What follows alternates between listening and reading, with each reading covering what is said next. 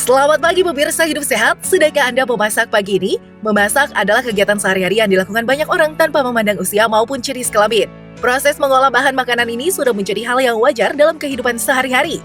Ternyata menyiapkan makanan sendiri di rumah memberikan lebih banyak keuntungan daripada membeli makanan instan. Kamu pun bisa merasakan berbagai manfaat tersebut jika terbiasa memasak sendiri di rumah. Berikut pentingnya mengolah makanan sendiri daripada jajan. Yang pertama, kemudahan dalam menyesuaikan makanan dengan selera menjadi salah satu keuntungan memasak sendiri di rumah. Kamu tak perlu lagi kebingungan menentukan menu yang disantap, karena kamu bisa mengatur rasa dan bahan sesuai keinginanmu. Bahkan, kamu juga dapat menyesuaikan masakan dengan selera keluarga di rumah.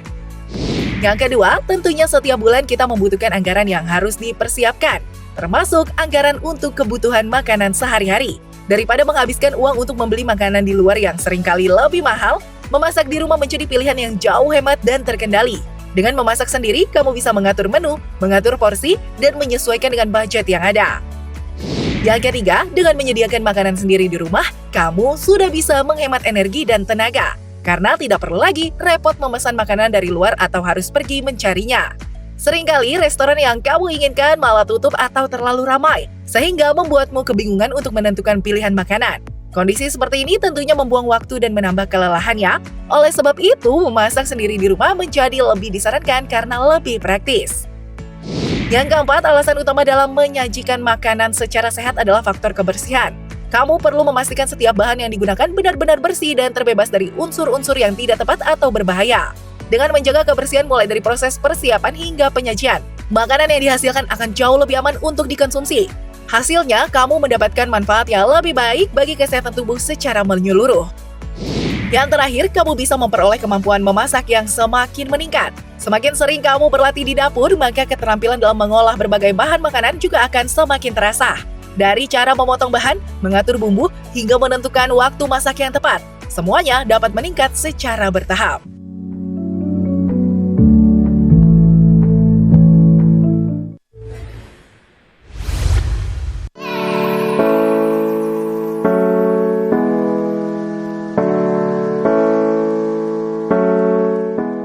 Pedas, berkuah dengan beragam pilihan topping sesuai selera. Kini makanan khas Jawa Barat viral dengan beragam tawaran yang disajikan. Makanan berbahan dasar kerupuk serta bumbu dapur yang khas, salah satunya kencur, kini menjadi pilihan menarik untuk disantap. Nah pemirsa, dalam beberapa hari terakhir, sebuah video di TikTok kembali viral dalam rekaman akun Dr. Mariska Haris yang mendapatkan pasien berusia 17 tahun sebagai penikmat seblak berlebihan.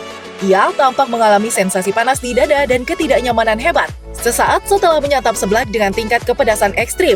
Reaksi ini memicu perhatian publik dan kembali membuka pembahasan mengenai makanan pedas sebagai pemicu GERD atau naiknya asam lambung. Hal serupa dialami oleh Fadila, remaja yang juga penyuka seblak dengan tingkat kepedasan serupa. Fadila pun sempat mengalami GERD. Hidup Sehat kali ini akan mengupasnya bersama Dr. Firly Nanda Muzelina di Studio Hidup Sehat pagi ini. Selamat menyaksikan. Halo, selamat pagi pemirsa Hidup Sehat. Senang sekali saya Sekar Wanda bisa kembali menyapa Anda. Nah pemirsa, tadi kan kita sudah melihat ya di video pengantar ada seorang anak berusia 17 tahun yang kena GERD akibat mengkonsumsi seblak. Seblak ini adalah makanan yang lagi viral dan juga banyak dinikmati dan diminati oleh masyarakat Indonesia. Tapi ternyata memiliki resiko. Nah untuk mengetahui lebih mendalam, sudah bersama kami di sini. Di sebelah saya sudah ada Dr. Firly, dokter cantik, dokter spesialis penyakit dalam, konsultan gastroenterohepatologi. Halo dokter, apa kabar? Halo Mbak Sekar, selamat pagi. Baik, alhamdulillah. Salam sehat ya dok ya. Salam sehat. Nah sebelah dokter juga ada nih wanita cantik namanya Mbak Dila. Halo Mbak Dila. Halo. Apa kabar Mbak Dila? Baik. Alhamdulillah. Nah Mbak Dila ini adalah pecinta seblak dan juga penderita GERD ya Mbak ya? Iya. Oke. Nah Mbak Dila sejak kapan nih suka mengkonsumsi seblak? Dari kapan? Dari 2019. Dari 2019. Ya. Wow, udah lama berarti udah 6 tahun ya Mbak ya? Betul. Oke. Nah kalau misalnya makan seblak itu biasanya seberapa sering sih? Seminggu bisa 3 kali. Seminggu bisa 3 kali. 3 kali. Saking sukanya sama seblak ya. Kenapa sih suka banget sama seblak, Mbak? Soalnya asin pedas. Asin dan pedas, pecinta pedas nih ya. Saya juga pecinta pedas sih. Nah dokter, ada fakta atau mitos nih dok mengenai seblak. Seblak yang pedas dan kerupuk yang diolah dalam seblak itu dapat memicu radang usus hingga GERD. Itu fakta atau mitos ya dok?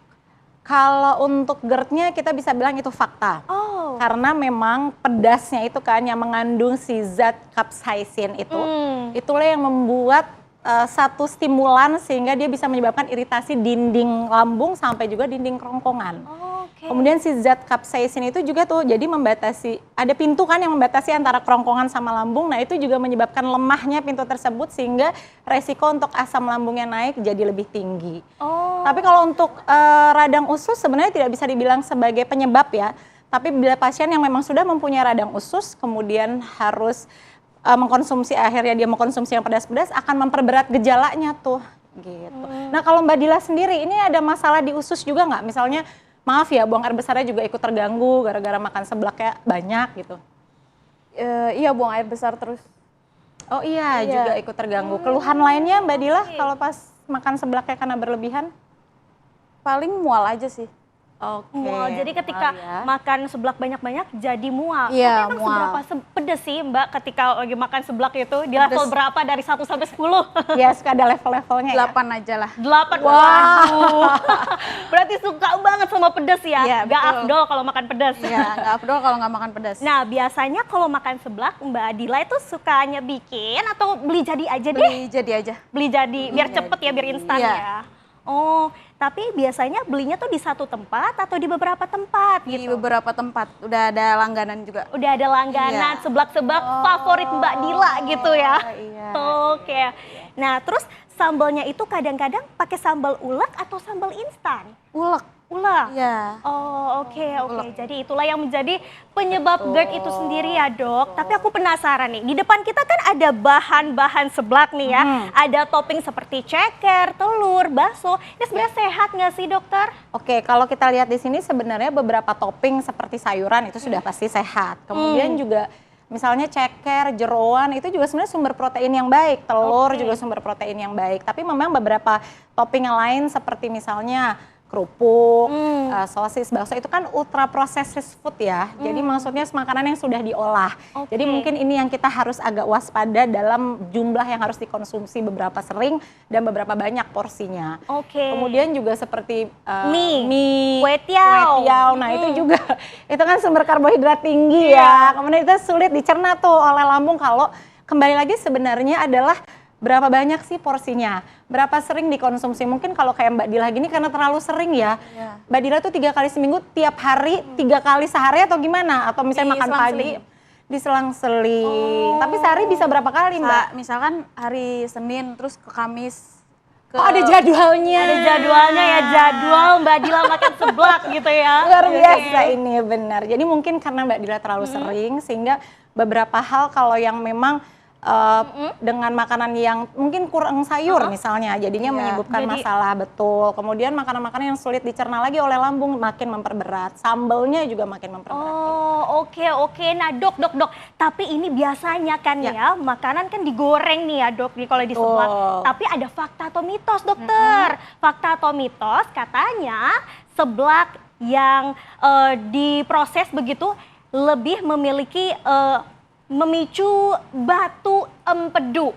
Itu fakta atau mitos dokter. Tapi jangan dijawab terlebih dahulu. Kita harus jeda dulu ya dokter dan juga Mbak Dila. Pemirsa usai jeda kita akan kembali hadir untuk Anda.